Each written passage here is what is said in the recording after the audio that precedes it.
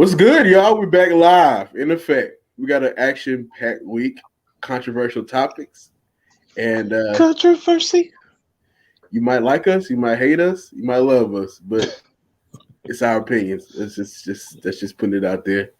I'm gonna start out asking guys, how was your week? Starting with you, Mr. Kaiser. It was great because I'm a Hornets fan. So yeah, that's all. Yeah. That's all you got. I fell asleep last night dreaming about, alley oops to Kai Jones and Book Night shaking dudes and shooting in their face and Malik Monk playing for the Nets. It was, great dream. What about you, Jamal? So I got my first vaccine, and I have yet to discover any chips in my body. I have yet You're to a liar. have any weird reactions. They're watching you. You don't know it. It's the size of a grain of rice. They're watching you, and you're going to transform next week. Well, look, I'll be patiently waiting on that, man. But it's all good over here, man. Gotcha. Look, we can just get started, man. We had a draft show on Thursday. Go back and check that out for our live reaction. We messed with you guys for about 2 hours, about an hour too long. But it was a lot of fun. It was a lot. Always have fun doing those, man. Yeah. But yeah, so we're going to talk about our draft picks. For the 11th pick, we picked Book Night from UConn, and then we made a trade with the Knicks for a heavily protected first to grab Kai Jones with the 19th pick. We chose the guy. What was his name? Thor. JT Thor. JT Thor. He was from Auburn. Auburn. Yes, correct. Auburn. He played with Cooper. With the 37th pick, we picked Scotty Lewis with the 56th pick out of Florida, and we picked Balsa Kaprakovic, which was in that trade for Mason Plumlee. So, guys, man, how do you feel about the picks? Now that you have about 48 hours, 72 hours to digest it. So, what do you feel about the draft on Thursday night? Man, if you are a Hornets fan and you are not excited about the upcoming season, just move to LA. Or what other cities does Charlotte claim? You can be a Hawks fan. You can be a fan of them. The Nets fan, Nets. You can be Golden State fan. You can just be Golden State, of course. A fan of one of those teams because I'm so excited about this season. I feel like the Hornets were able to shore up a lot of the deficiencies that they had on both sides of the ball. Cody Zeller and Bismack Biyombo are probably gone. They're both free agents, and I don't see either of them coming back. We now have a plethora of centers to develop, and we picked up a veteran center. Now, whether or not Mason Plumlee plays or not, I don't know, but I got the idea that they're like, okay, we got a lot of young guys at the 5 on this team. We really need a vet who's better than Biyombo and Zeller to kind of help these guys, to bolster these guys. And there's a lot of thoughts about Mason Plumlee, but the guy averaged a double-double last season with, limited playing time. I got a question for you. Do you think that he is better than Cody Zeller? I would say he's a bit more consistent because sometimes Cody would show up and have just a great. You're like, damn, where the hell this dude come from? And then he'd kind of have a fall off where he'd get injured, and that was probably the biggest thing with Cody Zeller. He'd start to have this string of great games, and then he'd miss like 10, 15 games, and then he comes back and he's got to play his way back into basketball shape and get back to where he was. And as soon as he does, what happens? He gets injured again. So I think Mason Plumlee is going to be that, but without those injury issues, and he's going to be able to stay on the court and contribute and help. I'm not sure how much Mason Plumlee can teach a guy like Kai Jones, but the NBA is a lot different than college or G League, and I'm sure that there's some knowledge that he can impart on those young guys. I mean, look at our roster now. We've got Kai Jones, JT Thor, Vernon Carey, and Nick Richards. Those are 4 guys who could all develop into a starting 5. And by 5, I mean 5 position. So I think the Hornets have kind of, shored that problem up. I'd like them to at least try in free agency to, just see what's out there as far as the 5 position. But Book Knight was a great pick. I'm just so disappointed in Hornets fans for being upset at that pick. I mean, best player available. You could have made the case for Moses Moody, I think, but you have a dynamic scoring guard. You do not pass on dynamic scoring guards. Guys who were able to score 18, 19 points a night in college in a lot of different ways. That's what Book Knight was able to do.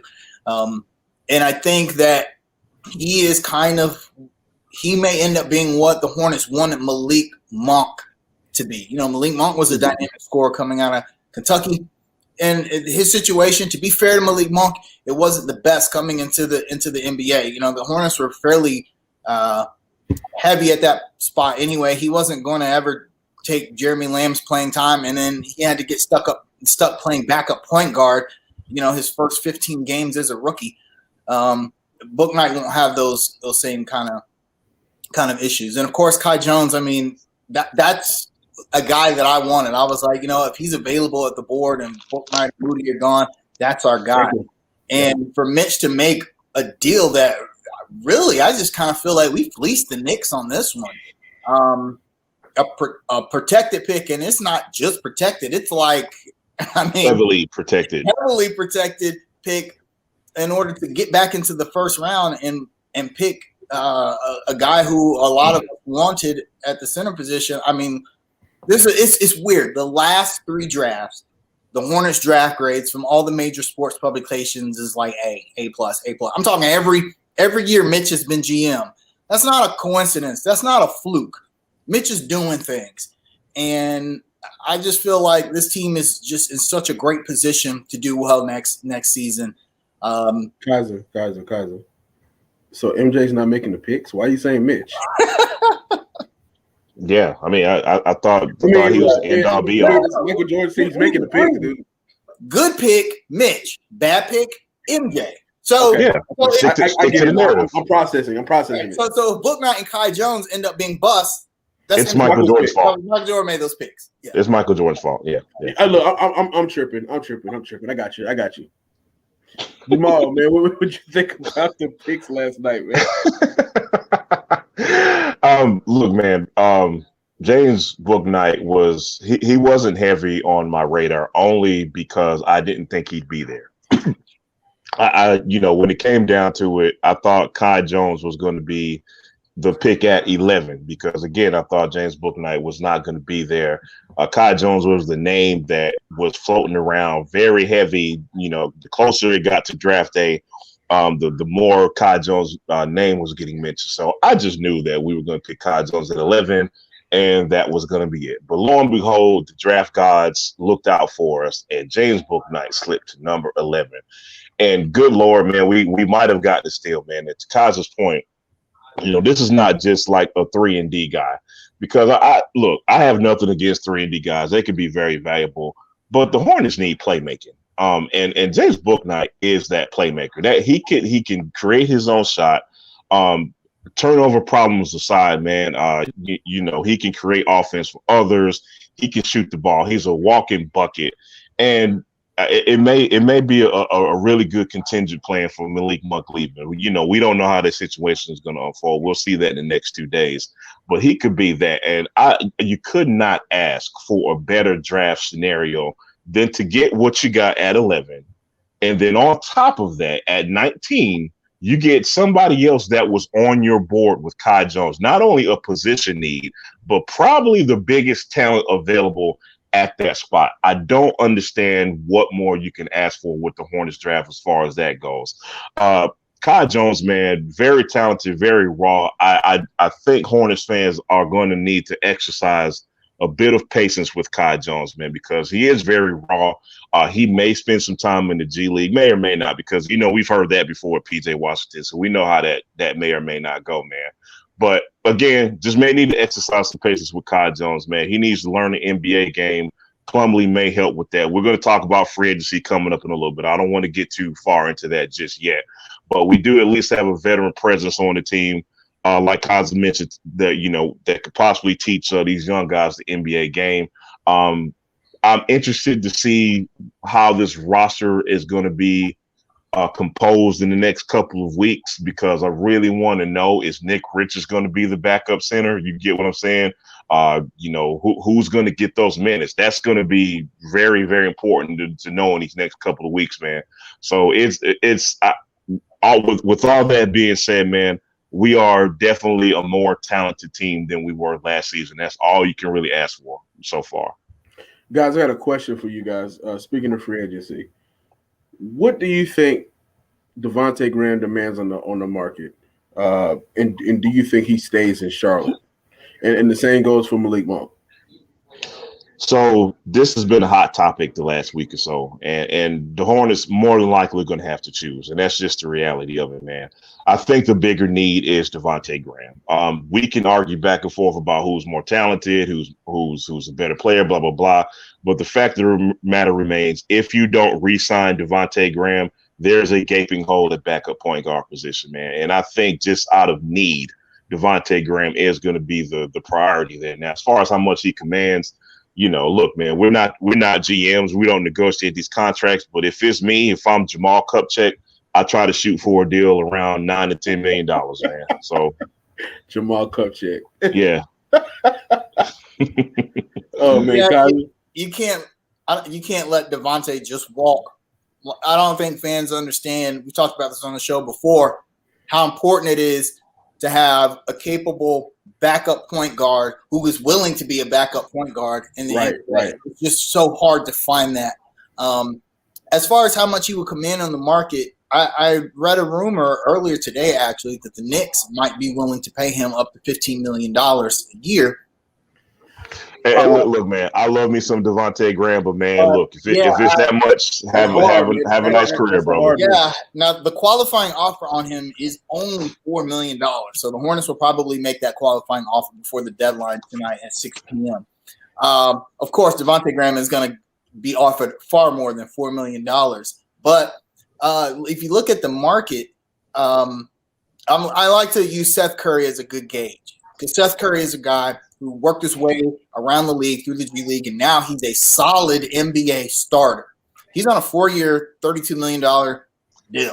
He's only making $8 million.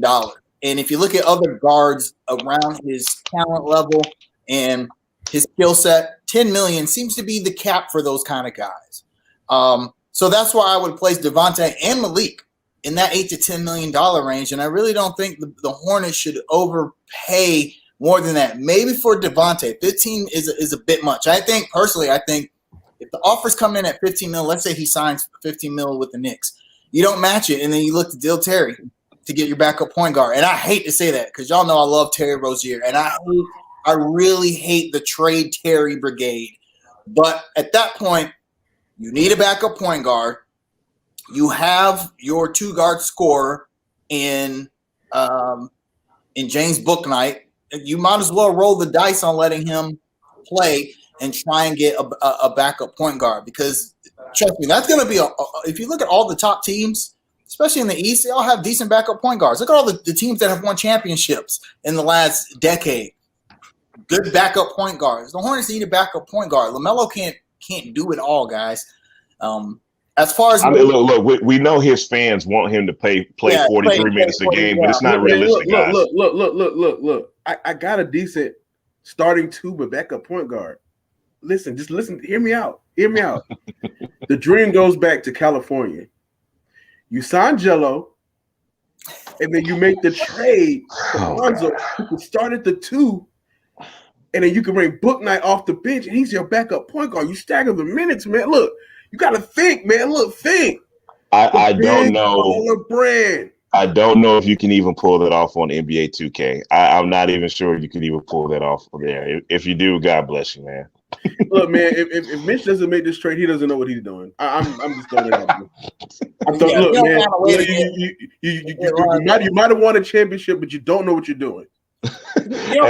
Here's the possible good thing about a team willing to overpay for Devontae. Then you can keep Malik Monk.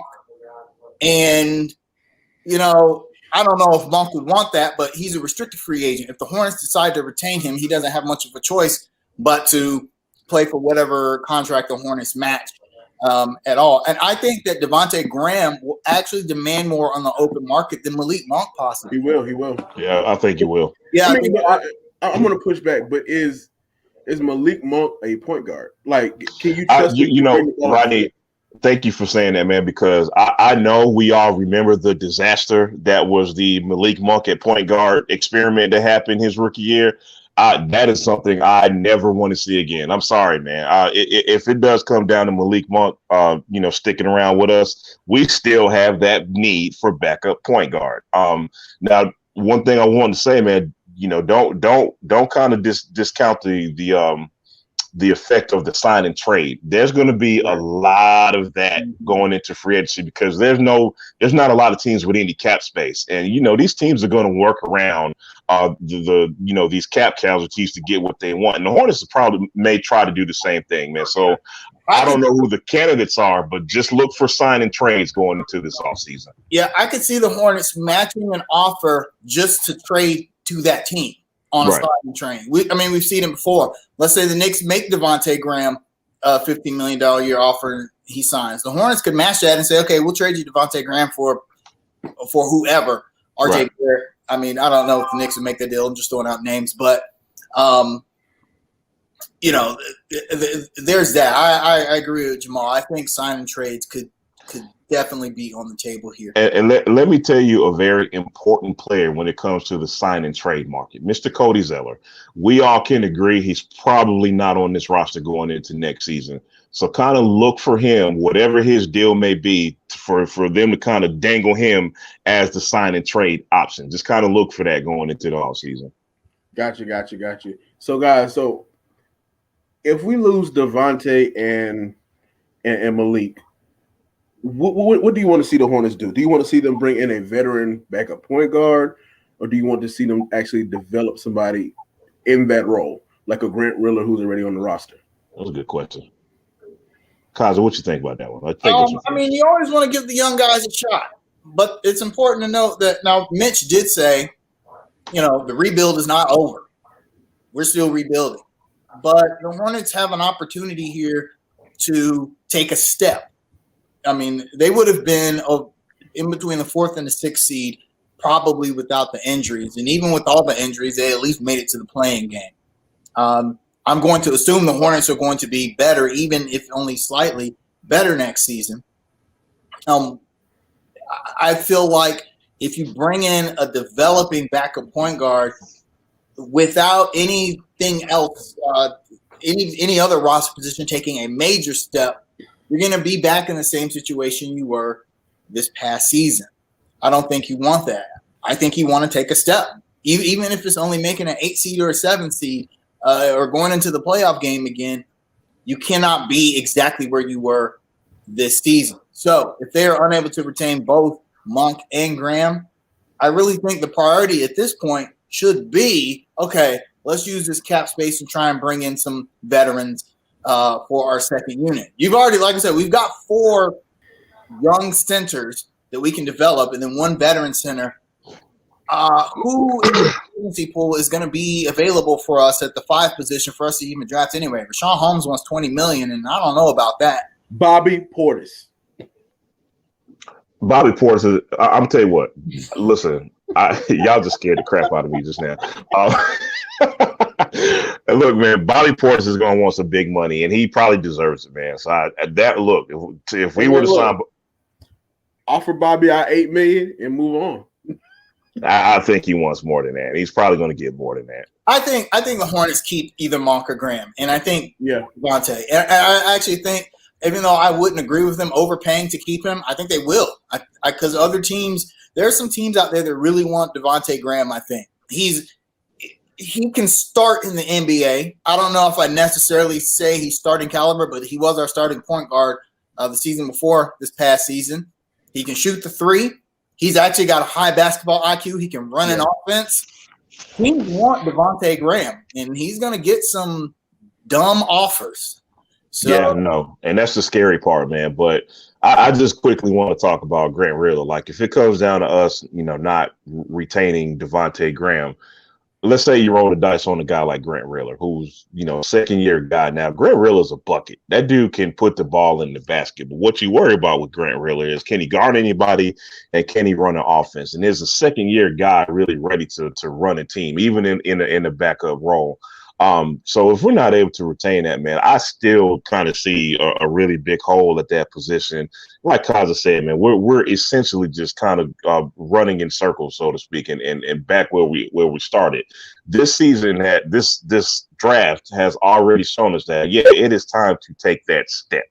That we have someone in the chat that mentioned someone like TJ McConnell. It could be a really cheap option as a free agent target. With something assigning something close to that nature, I wouldn't mind, because at least you have a vet who can at least run a team, someone who's at least been in somewhat of a winning culture with the Indiana Pacers, man. So again, if you're looking to take that next step, man, I say you gotta at least try to go get an affordable veteran this offseason. Okay, guys. So I'm gonna just this is a tweet from Keith Smith, NBA. He said the Hornets cap space situation changed a good deal at the draft. I had them projected at about $20 million in cap space. They'll use a chunk of that to acquire Mason Plumlee, which is about $8 million, and it drops it down to 12. Yeah. And then they acquired the 19th pick from New York, and now they're down to about $8.8 million. So we're realistically working with slim pickings at this point. Again, all that is true. But listen, sign and trade is going to be a big, big deal this offseason with every team in the NBA, man. Trust me. Mitch has never really also, even in his time with the Lakers, which is like the free agent destination, he was never really big on free agents as a whole. He just wasn't. And I think great for them, though. I think that he's more willing to roll the dice on the guys that he picked, rather than, because I mean, if they really felt like Kai Jones wasn't going to develop in who they wanted to be, then they wouldn't have made that trade. They would have saved that cap space and tried for someone else in free agency. $8 million can get you somebody solid. I mean, I think about Tony Parker's deal. Was that 2 years ago now? Yeah, three. Yeah, $5 million. $5 million right. For a year, $10 million 2 years. You could get a solid rotational player for $8 million, and maybe that's all the Hornets need at this point. I just feel like we've shored up a lot of our biggest issue was the interior stuff, rebounding, defense at the 5, and I feel like we're not perfect in that, but we're good enough in other areas to where we can let guys like Kai Jones and JT Thor develop. I got a really quick before we go right now. I got a question for y'all, because it's something I actually read this morning. So our good friends at the Bleacher Report are saying that the Hornets probably are not going to go after a free agent center because of the cap situation and because of us drafting Kai Jones. Is that disappointing to you or not? No, because like Kaiser said, the rebuild isn't over yet. We're in a development phase with our big men. I honestly think Vernon Carey will come in better this year, especially with a full offseason to actually get acclimated to the NBA style and play in the summer league and possibly more in the G League in the fall. It's going to be an interesting battle to see who makes the roster, though. I don't anticipate Nick Richards making the roster, to be honest with you. I didn't. To me, he doesn't have it, Nick Richards. Like, there needs to be more. He needs to go overseas and do something else, but he doesn't have it. And I mean, it's still a rebuild situation. I know fans don't like that answer. I know Mason Plumlee isn't a sexy guy name or whatever, but let's just wait and see, man. You got a whole nother offseason. Terry Rozier still could be moved. You have cap space in next offseason as well. So it's just a wait and see thing. Yeah, I mean, when people talk about going after a center free agency, it's like who are they really gonna get? Like I said, does any Hornets fan really want to pay $20 million for Richaun Holmes? And although I'd like Richaun Holmes to be a Charlotte Hornet, but he averages 14 and 8 for $20 million. You would be paying him for the potential that he would be better than that in Charlotte than he was in Sacramento. And I'm not sure if – I mean, it almost be like the Terry Rozier situation. You know, Terry Rozier didn't have like these great stats.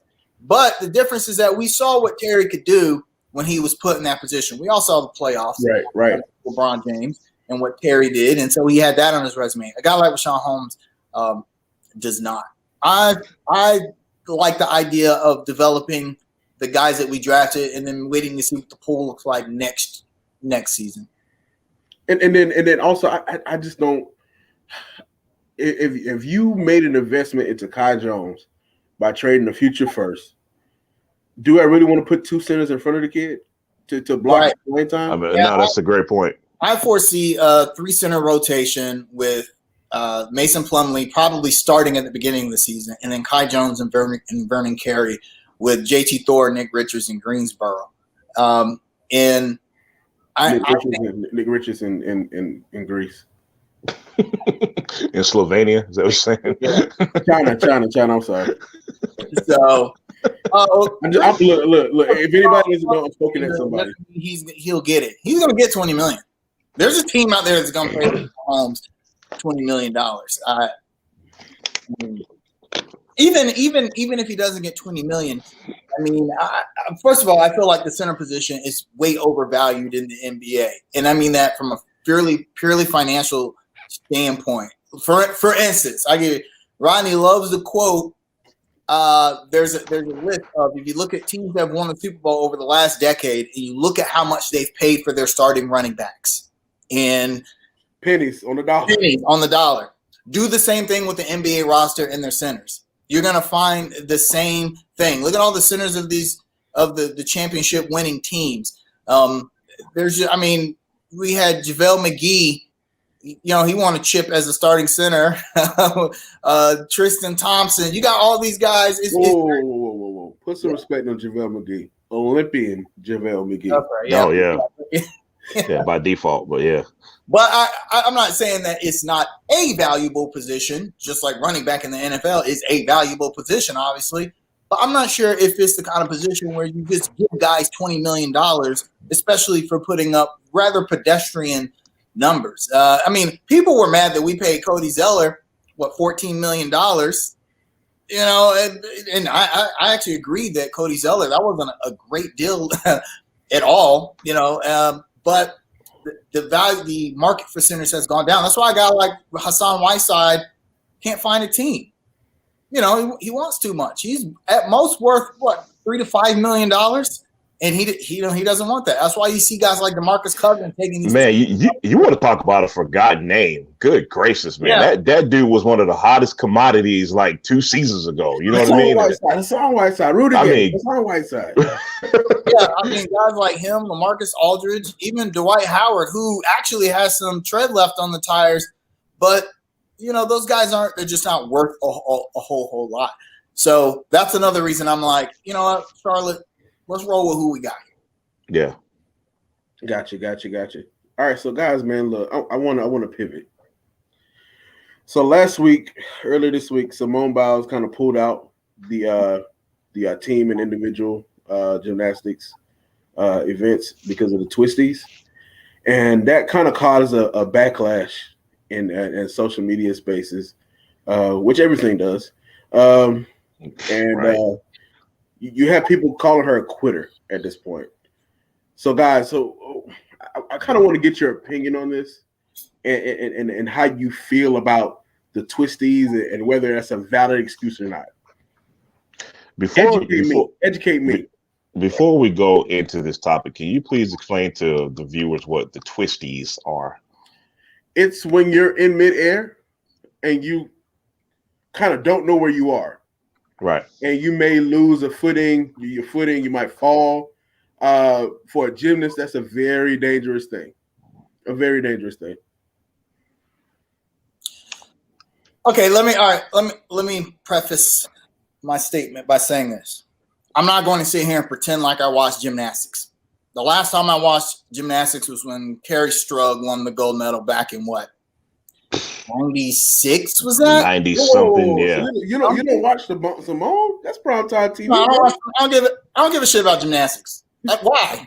In fact, that is sexist. The only Olympic sports I watch are combat sports. Taekwondo, boxing, fencing, because those are fun and exciting. And I don't really care for sports in which that have judges because it's stupid. Like Simone Biles, one of the things about her and one of the reasons she pulled out, she won't say this, is because they were the scoring was unfair because she was so good that they had to score her on a curve. That's stupid. I don't want to watch that. Okay, so no doubt. That's totally unfair. I don't even really care about the Olympics. I only watch the combat sports. I don't even care about Olympic basketball because it doesn't.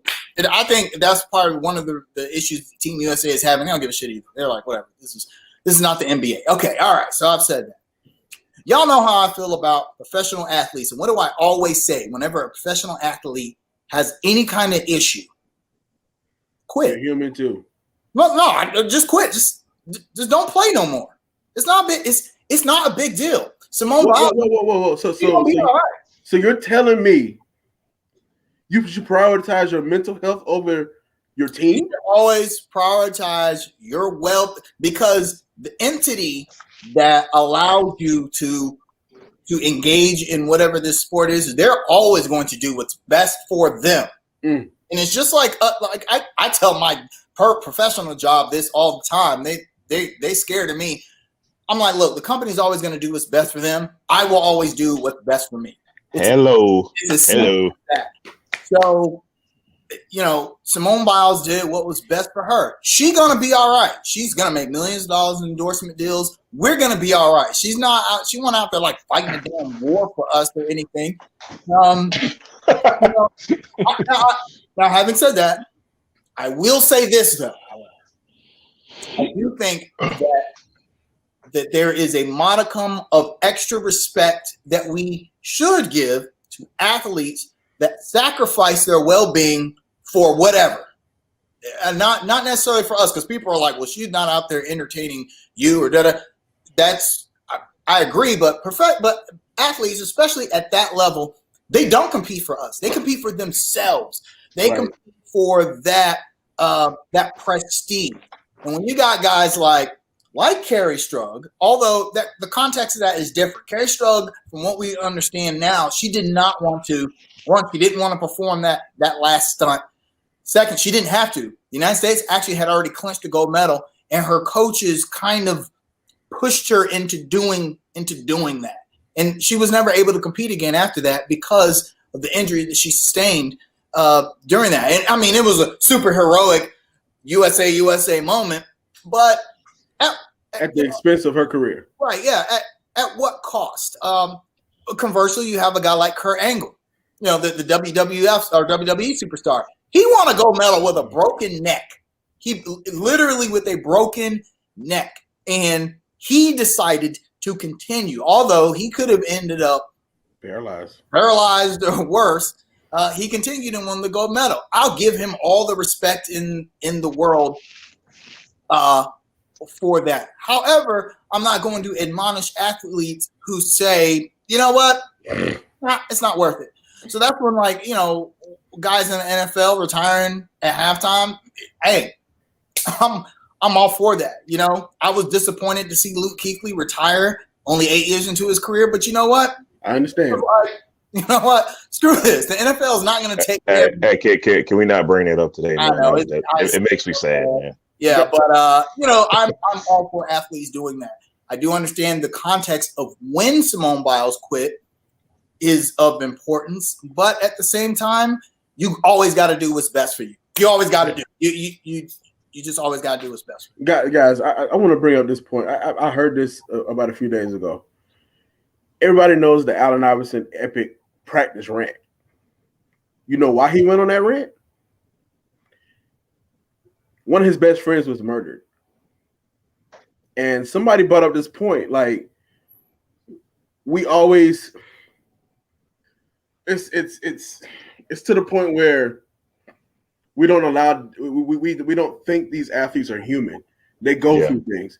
Somebody said if Allen Iverson took time off to vent and to get his thoughts together, maybe his career would have been a little longer. Maybe he wouldn't have become like more dependent upon that bottle, which actually kind of shortened his career. We need to give athletes more grace to express their feelings and let them know that it's okay to get help. Like, another thing that stood out to me was Paul George last year in the bubble. I talked about this a lot. Like, we made fun of him for saying, hey, this took a toll on my mental health. We made fun of DeMar DeRozan and Kevin Love for saying, hey, man, I struggled through these mental health problems. Oh, you got millions, shut up. They're still human at the end of the day. And you have to sit there and you have to take a step back, man. Like, people always want to compare, but you know what? You know who's doing this to us? It's us doing it to us. Pretty much. And we need to learn to give grace and to realize, like, millions and millions of dollars don't kind of solve your problem. Like, if anything, it compounds a lot of your issues. So, I mean, that's all I got to say about that one, man. Yeah, far as my thoughts on Simone Biles, the only way I could kind of come at this subject is to kind of personalize it. I've been in a situation where I thought I gave my heart and soul to an organization, and I thought that I would get everything that I was deserved, and I was going to be rewarded, and I was thrown out of my ass. So to Kaz's point, man, that, you know, companies and to whomever are going to be loyal to themselves. So at the end of the day, you better look out for you, man. And I don't and you know, we have to make relation to Naomi Osaka and Sha'Carri Richardson. Of course, these stories are all kind of related together, man. And which kind of brings up the issue about the attack on on Black women, especially, man. I think the media, they couldn't wait to jump on this narrative. You get what I'm saying? You have 3 Black women in a similar situation. If not for anything else, at the very least, it was going to be click headline bait. At the very least, I don't even want to get into the meat of these of the topics as far as the attack on Black women. But going back to Simone Biles, man, like, another thing I want to talk about is she has the equity to do whatever she wants to. Okay, like, I put it to you like this: if we hear Tom Brady decided to retire tomorrow, who's going to complain? You know why? Because he's built up the equity to do whatever the hell he wants to do. Why can't Simone Biles get that same equity? She's built it up for herself. Why can't she get the opportunity to ultimately look out for herself, to look out for what's important? Not a brand, not America, not anything else. And that's the sickening part of all of this, man. To Riley's point, like, media and fans, we forget that these athletes are human beings before anything else. They don't owe us anything.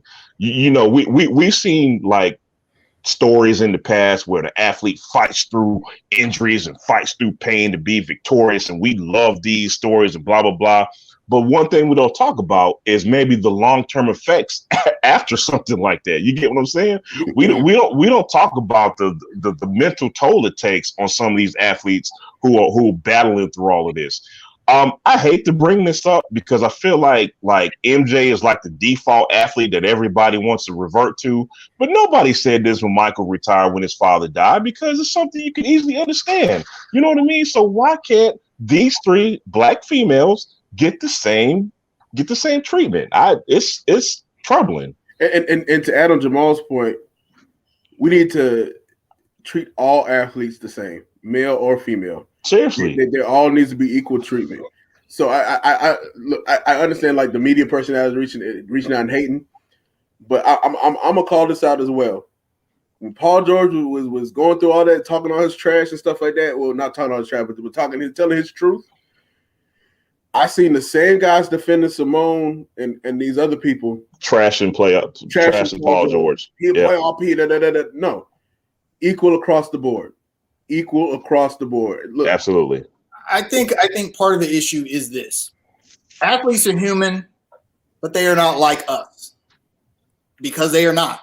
First of all, the reason they're athletes is because they are not like us. They do something a lot better than we can. Right. Basically. They are. Most of these guys are extreme physical specimens. They are so far on the right of the physicality spectrum that they are already special.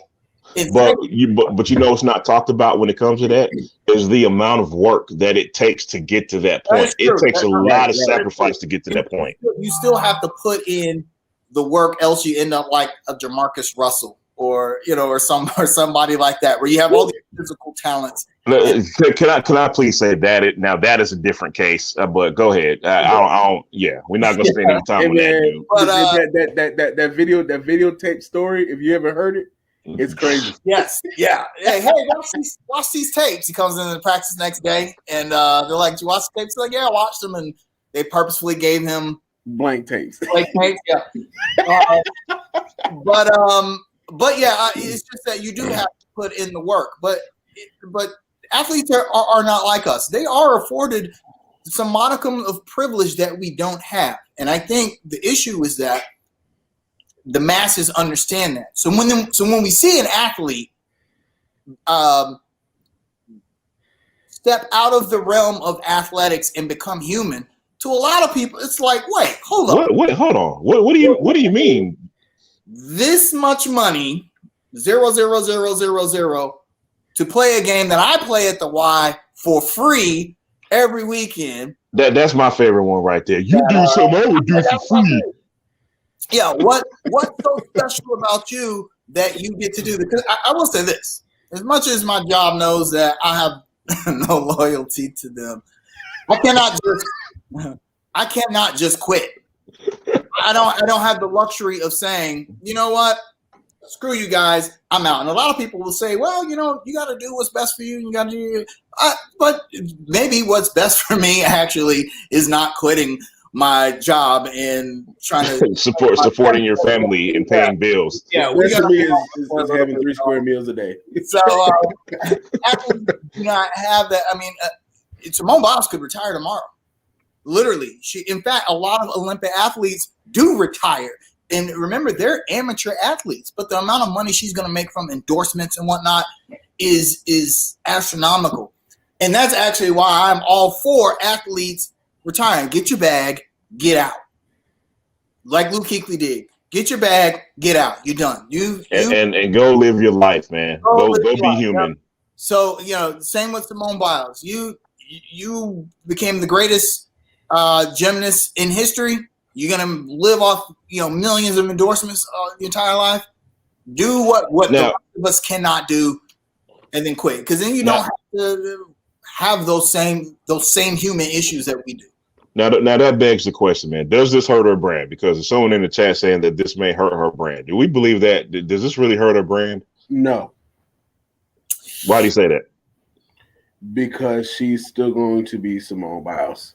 At the end of the day, she has 26 gold medals, 26 medals. She's still going to be Simone Biles. She's still going to get endorsement deals. Basically saying she's built up enough equity not to hurt her.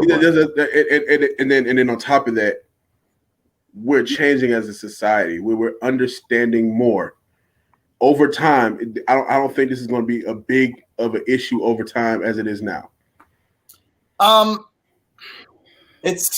That's hard to say. I like to say no because, like Jamal said, she's built up enough equity to where she can do whatever she wants. Like I said, she can retire tomorrow and live off endorsements for the rest of her life.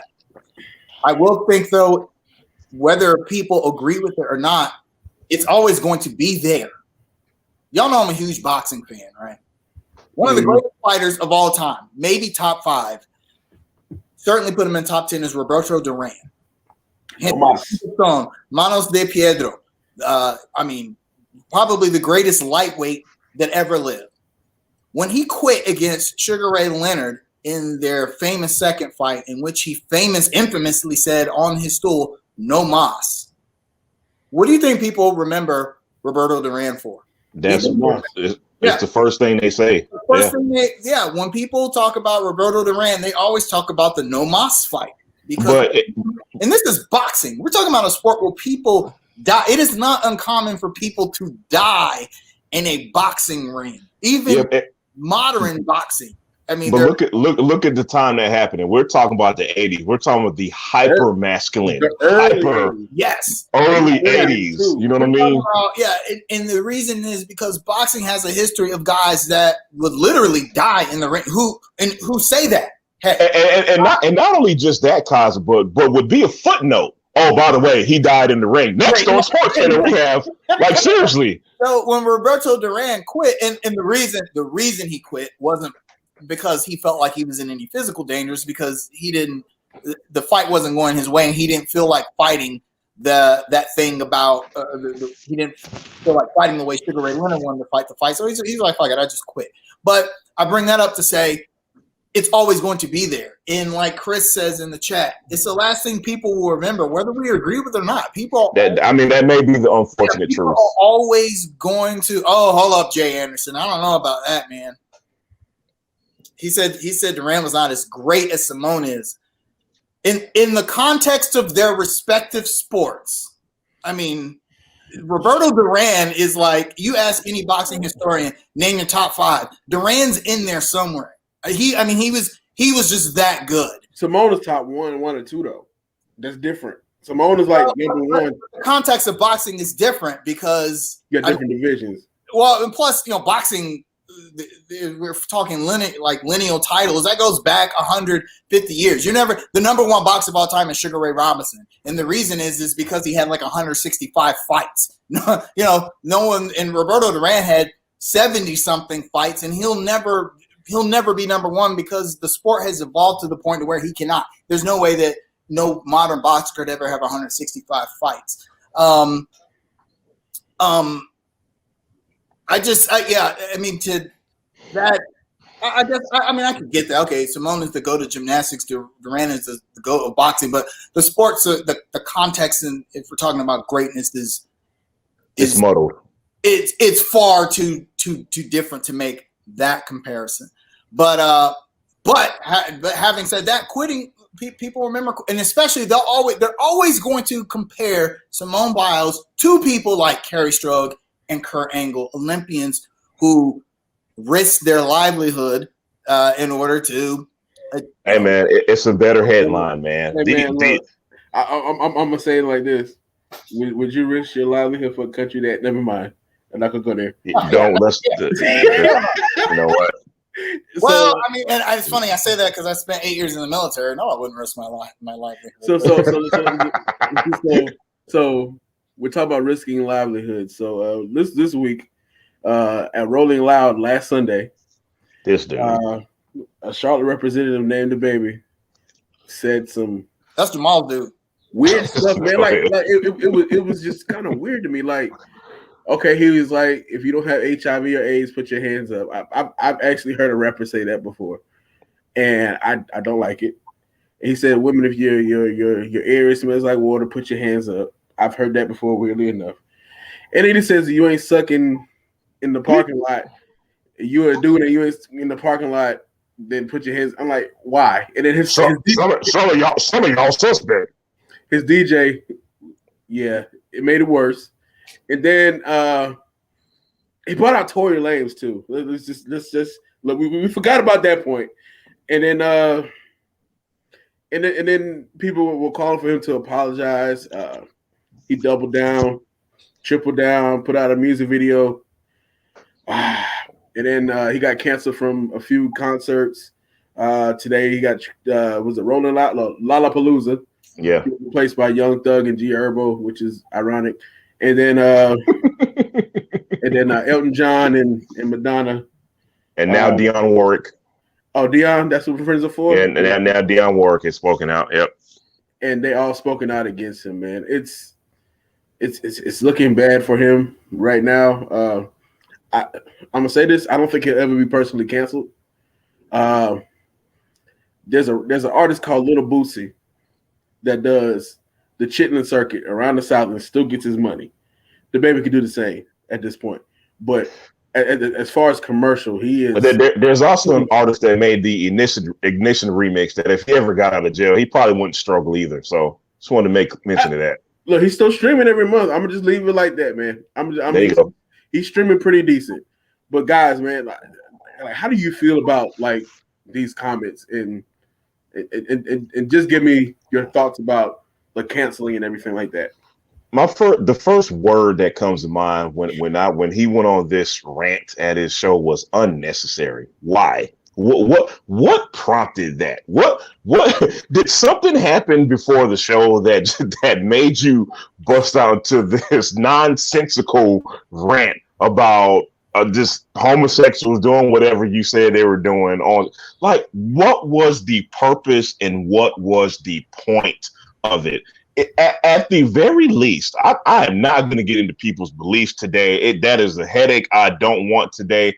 At the very least, those statements were unnecessary. I don't understand.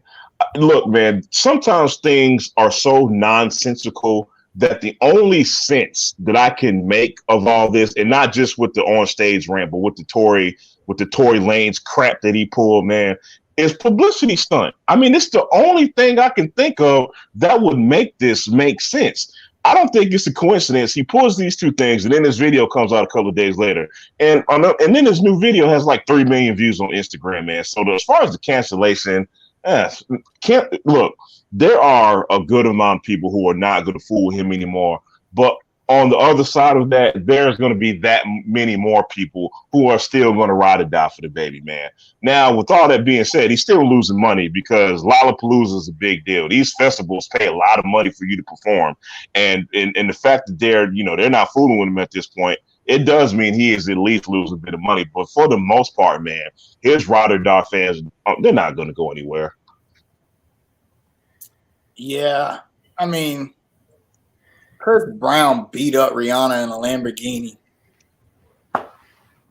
Look, you saw he beat the hell out of that girl. Like, I mean, you know what's funny? There's like this picture floating around Facebook this morning of like how good he looks. Like, oh, he looks so much better. It looks like he's really, y'all? Really? Yeah, I mean, really? If Chris Brown couldn't get canceled from that, then DaBaby won't get canceled from this. Having said that, yeah, the comments were completely unnecessary. Obviously, he was implying a negative connotation with HIV and AIDS and homosexual acts in the parking lot, because he didn't say ladies. He said fellas. In the parking lot. Yeah, he said that. So, there's a negative connotation there. And the reason people are freaking out about that is because at least in 2021, we've kind of been like, okay, hate speech is not okay. And especially in the context of hip hop, which has a history of hate speech and misogyny. A very deep history of homophobia and misogyny, right? Look, even ethnic hate speech. Like, if you go back and listen to Ice Cube with the Korean song. Oh my God! Yeah, it is funny because I love early Ice Cube, but you go back and listen to like the Predator, and I was like, "Ooh, boy, this is not going to fly today." Nowadays, same with Eminem's first few albums. Oh my God, how many times did he talk about gay F-bombs? Yeah, right, look, Eminem did a song with Elton John, and it's over. It's better now. Well, Eminem was trying to be tongue in cheek, and I honestly, I think DaBaby was too, but he's not as eloquent or right. Articulate about it. He doesn't have the team around with it. I mean, he's a hood cat from Betty's Ford Road. That's not in his repertoire. Right. And also, he's been hanging out with 50 Cent a lot lately. And we all know 50 is like the troll king, the king of trolling. Where you have to beat trolls, he's the final boss. He's like the final troll boss you got to defeat. You got to defeat 50 to defeat all the trolls. And it wouldn't surprise me if him and 50 was in 50's mansion talking crazy. And DaBaby was like, I'm going to do that. Because Man, listen, that's an excellent point, dude. It is no coincidence that we see that photo op with him and 50, and 2 weeks later, all this comes about, man. Exactly. So, and DaBaby, he's always thrived off negativity. I mean, let's be honest here. We all know about DaBaby, at least if you're from Charlotte, because he killed someone in the Walmart parking lot. Now, granted, it was self-defense, but he damn sure rap about it a lot. Yep. He damn sure. He always say about he'll put you up. Yep. He throw that in every rap because it gives him some kind of credence that other rappers don't. Let me tell you something. The hip hop community loves its murderers or perceived murderers. I'm not gonna call any names, but there's quite a few that built their career off murdering people or shooting people. Yeah, I mean, in their raps. Yep. Jay-Z sold crack to pregnant women. You know what I'm saying? He told you. He told you. He did. And then he stabbed his manager. Like, shanked the dude. Shot his brother. But let me say this, man. I would, as far as that goes. Now, there is a fine line between telling your story and glorifying, what you're talking about. You know what I mean? And there's been some blurred lines with violent raps as far as hip hop acts, like just rapping about the environment versus, I'm just going to murder you to sell records. You get what I'm saying? Man, Jamal, man, I'm a little bit younger than you, man. These kids, they don't follow by those rules, man. Like I agree. You got these Chicago cats rapping. You know where Tuka comes from? No. The Tuka line? There's a line in Chicago where the GDs and BDs were beefing, and they killed a 14, 15-year-old kid, and they said they're smoking on a Tuka pack. I don't advocate for that towards that, but like even pop culture has adopted, he's become a pack or something like that, and they don't know what it fully means. Like you're celebrating the death. But that's where the lines are crossed. Those lines are not blurred. That's where you just completely cross the line at that point, man. And we're in a very tough situation with artistic expression because more and more, I believe, those lines are being crossed, man. And we're in a dangerous area with that, man. Hip hop loves drowning in negativity. I'll be completely honest. If you look at all the big surges in hip hop history, it's always. I mean, look at gangster rap. Is probably the biggest reason why hip hop made the jump from fad culture to pop culture. Right. And there's this conspiracy theory floating around that the meeting. White people got like in a little table and they decided we're going to ruin the black community by making gangster rap. I don't think that happened at all. However, I do believe that people like Jerry Heller said, black this people is good. Will buy this. They will spend a lot of money on this, and I love gangster rap. I'm just because it's entertaining to me, like a Quentin Tarantino movie. But here's the difference. Us three, we can separate that from real life. We can leave it there. Yeah. Some of these kids can't separate it, and they can't leave it where it's at. That's the scary part. That's the biggest issue with the statement DaBaby makes. He's got people who love him. So and real quick, because y'all know I can get passionate about this, I'm going to try to be real quick about this. Another thing is, like, okay, we can listen to something like NWA and Mobb Deep in one setting, and then on the next setting, De La Soul and Tribe Called Quest is rapping about black love. Right. There's none of that balance in mainstream hip-hop anymore. You know what I'm saying? Yeah, I think when the danger in DaBaby's comments, and this is why people are so mad, is because he holds a lot of influence over especially over the youth. And to spread misinformation about HIV and AIDS is very dangerous and ignorant. And it is. A lot of people don't know about it at all. And to be fair, why would they? But if DaBaby said it, then they're going they'll grasp onto the negative connotation. And the same thing with homosexuality. If DaBaby don't like it, then I don't like it either. We're trying to get away from all that, and DaBaby just kind of throws fuel on the fire. But I think we tell what's kind of strange too. The dude did a song with Lil Nas X. Like after he came out, I don't get it. I don't get it. Like if it was such a problem, why not turn down his money? Yeah. I mean, but again, that's kind of just going back to the hustle. You know what I mean? Like he knows controversy sells, man. I think this is all exactly. game. I think that's. Hey, look, here's my last parting shot on this particular topic. I just would like to remind everyone watching this that Kanye West purposely tried to divide the vote to get Donald Trump reelected, and his album comes out in a couple of weeks. Just want to remind everybody of that. Oh, and he's charging. He charged. He filled up a football field for a listening party, and he's having another listening party in 4 days, and he's going to fill up a football field again before he releases the album. Just a reminder.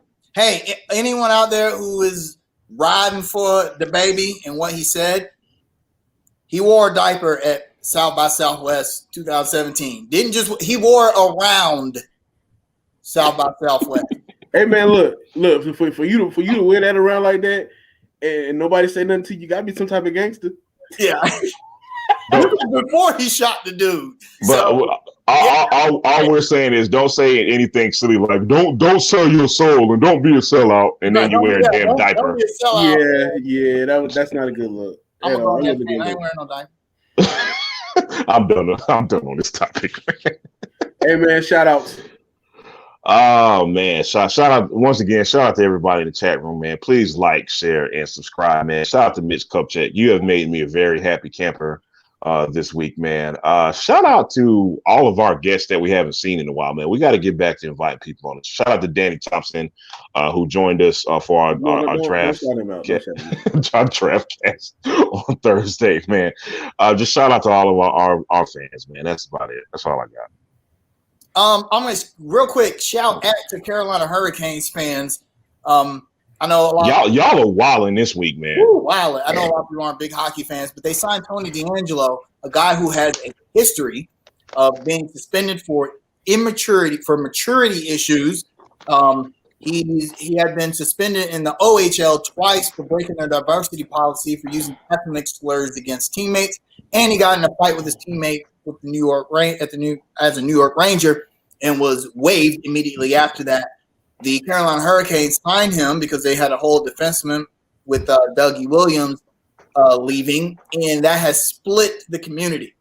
I'll just say this. Do not sacrifice your character for winning. I love when franchises choose not to do that. The Panthers did that with Greg Hardy. You know, he was only being accused of what he did, and the Panthers said, you know what?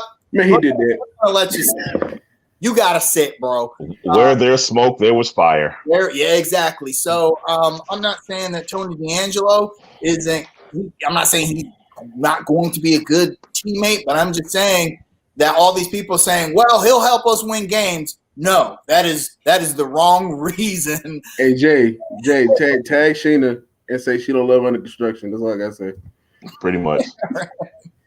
You put that pressure on her. That's all I got to say.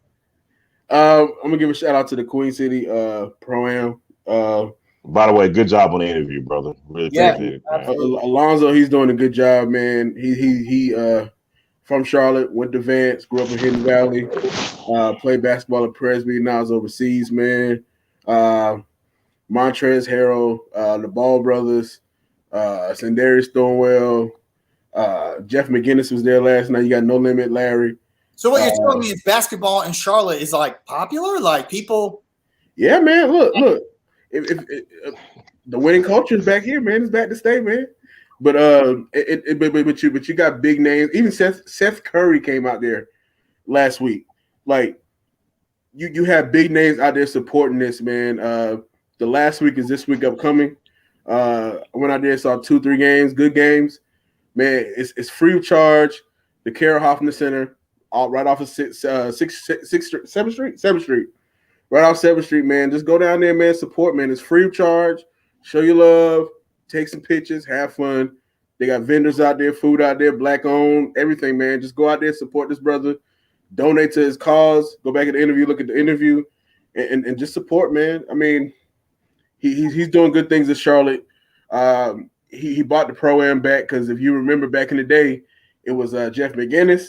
And then Anthony Morrow had the Pro-Ams, and he bought it back for the city and the culture.